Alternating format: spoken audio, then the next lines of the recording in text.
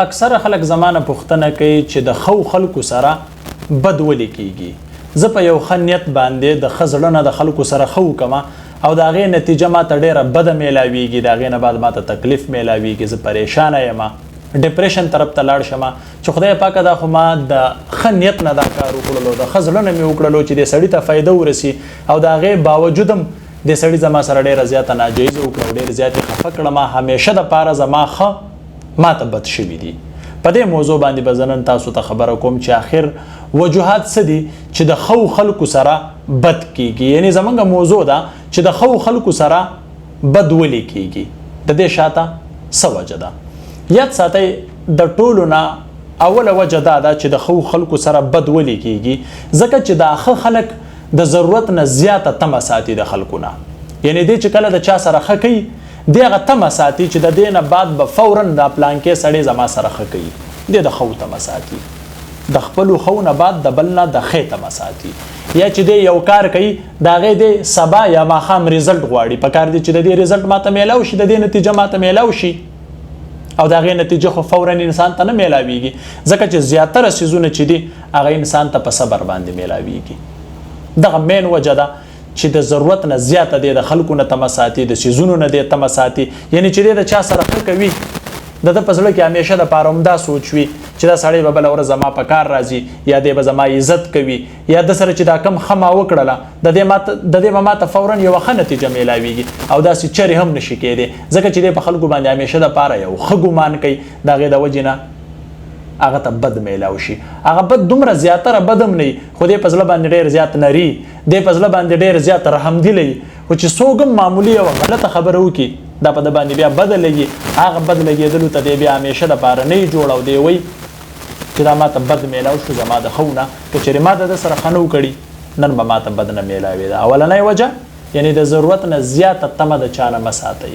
اوس دویمه چې کومه لویه وجه ده د ښو خلکو سره بد ولې کیږي، د هغې وجه دا ده چې کله ناکله دی د الله تعالی د قانون نه ځان نه خبروي. د الله تعالی قانون دا دی چې زیاتره څیزونه د ناکامۍ نه بعد انسان ته میلاویږي. کله چې دی ناکامه شي په یو څیز کې الله تعالی هغه ته د هغه ناکامۍ نه څه زده کړه وروښیي، د هغې زده کړې نه بعد دی بیا کامیابۍ ته ځي. نو چې دی یو کاروبار شروع کوي دی د یو ښه نیت نه شروع کوي، دی چې د چا سره محنت دی چې چاله فایده ورکوي یا دی د چا امداد کوي یا یو دی لاره کوڅه جوړوي نو د ده هم دا سوچ وي چې د دې نتیجه به فورا ماته په دې وخت باندې میلاویږي او چرې هم داسې نشي کیدی ځکه چې ډېر داسې څیزونه وي چې انسان ډغرې وخوري، انسان ناپوهه وي، د چا سره معاملات راشي د هغه معاملاتو نه بعد دته اندازه ولګي چې یاره د انسان خو هغسې نه و څنګه چې ما په ده باندې یو ښه ګمان کولو نو د ده زده کړه وشي او کله چې انسان زده کړه نه یې کړې دې کله هم کامیابۍ طرف ته نشي تللی. نو یاد ساتئ زیاتره څیزونه بلکې د الله تعالی قانون داسې دی چې کله یو انسان د یو څیز دپاره پرفیکټ شي برابر وي په هغه کې زی وي نو الله تعالی هغه له هغه مقام ورکوي. نو ډېر داسې څیزونه دي چې تاسو د هغې نه فورا نتیجه مه غواړئ بلکې ډېر داسې څیزونه دي چې کله تاسو په هغې کې ناکامه شئ او د هغه ناکامۍ نه تاسو زده کړه وکړله تاسو به بیا فورا کامیابۍ طرف ته ځئ. نو د الله تعالی په قانون باندې سوچ کوئ چې د الله تعالی قانون څه دی. داسې څوک هم نشته چې فورا راشي او هغه ته یو لویه درجه میلاو شي. خامخا پیغمبر علیه السلام چې د دنیا ته راغلی و هغه څومره سختې برداشت کړې وې، څومره دوکې د هغه سره خلکو کړې وې، څومره منافقانو چې د هغوی په زړونو کې یو څیز و بل څیز و پیغمبر علیه السلام هغه څیزونه چې کله وکتل د خپل نظر نه یې تیر شوله نو د هغې نه بعد هغه ته اندازه ولګېده چې یاره څوک په حقه باندې دی څوک په ناحقه باندې دی، بیا هغه خپل میشن ښې طرف ته بوتللو. نو همیشه دپاره کوشش کوئ چې تاسو د ناکامۍ نه زده کړه وکئ. کله چې تاسو د ناکامۍ نه زده کړه وکړه نو فورا به بیا تاسو کامیابۍ طرف ته ځئ او ځکه دا د الله تعالی د طرف نه یو قانون دی چې کله انسان پرفیکټ نه وي کله چې یو انسان یو څیز دپاره جوړ شوی نه وي دی کله هم په هغې کې به مخکې وړاندې نشي تللی. کله چې یو انسان د ده سره دوکه وکړي دته بیا پته ولګي چې بالکل د زما سره دوکه وکړل ما ته داسې نه دي کول پکار بل ځای کې بیا د ده سره څوک دوکه نشي کولی ځکه چې د هغه پوینټونو د هغه نقطو نه دی خبر وي.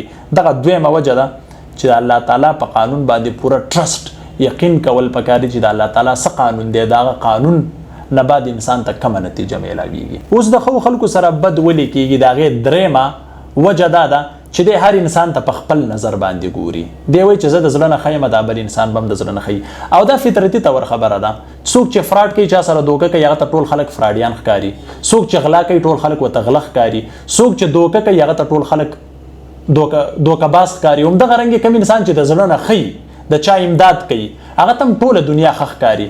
نو درېیمه وجه دا ده چې دی هر انسان ته په خپل نظر باندې ګوري. دی وایي چې زه څنګه یم داسې ټوله دنیا ده او داسې چرې هم نشي کېدی. دا د الله تعالی قانون دی چې هر انسان له فطرت بدل کړی دی، د هر انسان سوچ بدل دی، د هر انسان په زړه کې چې کوم خواهشات دي هغه بدل دي، د هر انسان چې کوم دماغ دی څوک په یو طرف باندې سوچ وړي، څوک په بل طرف باندې وړي، یعنی څوک مثبت سوچ کوي، څوک منفي سوچ کوي. نو د دې خبرو خیال ساتل پکار دی. نو دی چې کله د چا سره یوه ښېګړه کوي نو دا ښېګړې نه بعد دی بیا په دې انتظار باندې وي چې دا انسان به هم د چا سره ښېګړه کوي یا دوباره به دی زما سره ښېګړه کوي. هغه چرې هم داسې نه وي ځکه چې دا فطرتي طور څیز دی چې د یو انسان او د بل انسان سوچ کله هم برابر نه وي. سوچونه هله برابرېږي چې کله انسان په یو ماحول کې پاتې شي او د دې انسان سره بار بار د ښه انسان سره دوکه ځکه کېږي چې دی د هغې نه زده کړه کوي. او دا د الله تعالی یو لوی رحم دی په انسان باندې چې کله دی د زړه نه ښه وي نو دی همیشه په خلکو باندې یقین کوي، په خلکو باندې اعتبار کوي. د هغه اعتبار د وجې نه دته دوکه میلاویږي. کله چې دته دوکه میلاو شي نو د دلته سرکټ ته یو سیګنل لاړ شي چې د پلانکي تا سره دوکه وکړه، د هغې د وجې نه تا ته ناکامي میلاو شوه. بله ورځ دی بیا په خلکو باندې هغه شانتي یقین نه کوي کم یقین چې د دې نه مخکې په چا باندې کړی وي. نو پکار دی چې دی په خپله باندې خپل سوچ سمج نه کار واخلي.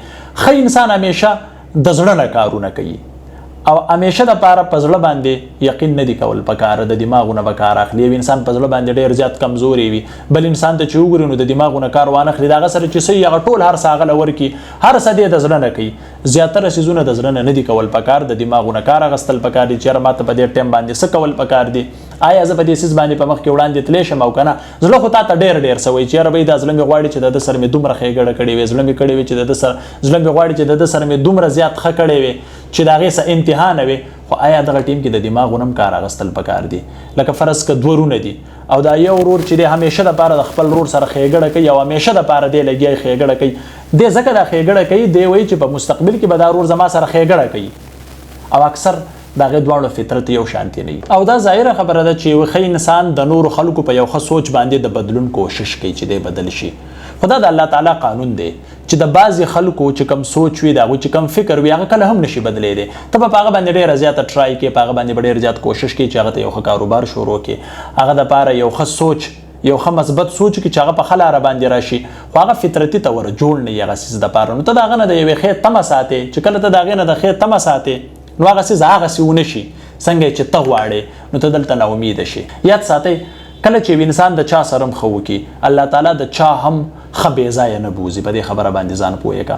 ظاهره خبره ده چې زیاتره خلکو به د خلکو سره ډېر زیات ښه کړي خو دا ښه نتیجه به هغه ته په دې دنیا باندې نه میلاو شوي. موږ ولې بیا دعاګانې کوو؟ دعاګانې د دې دپاره کوو زیاتره څیزونه که موږ ته په دې دنیا باندې میلاو نه شي نو زموږ په هغې دنیا باندې په آخرت باندې یقین دی چې الله تعالی به د هغې بدله موږ له خامخا راکوي، یا په دې دنیا باندې یا په هغې دنیا باندې. زیاتره خلکو له د هغې بدله په دې دنیا باندې ورکړې ده. زیاترو خلکو ته به انشاءالله چې په هغې دنیا باندې بدله ورکوي هغه ډېر لږ څه چې د هغې نتیجه ډېره لږ په دې دنیا باندې میلاویږي. خو الله تعالی په رحم سره او د الله تعالی په فضل سره موږ ته په هغه جهان باندې د هغې هغه څه میلاویږي چې تاسو د هغې تصور نشئ کولی.